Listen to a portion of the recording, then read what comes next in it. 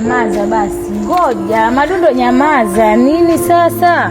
Ndio akaunti yangu nilitengeza miaka mingi sana, angalia imeenda hiyo. Hiyo sasa usijali jamani. Asalamu alaykum jamani. Madundo vile unamuona hapa, Madundo akaunti yake haiko sawa.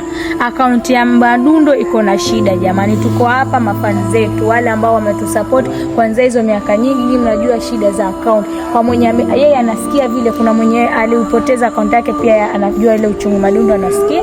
Kwa hiyo jamani, tunataka support yenu. Madundo hayuko sawa na amefungua account yake mpya.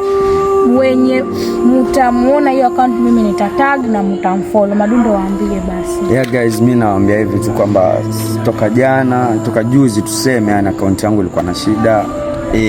Hakuwa hang tu. Nimekuwa restrict ndio hivi kaenda.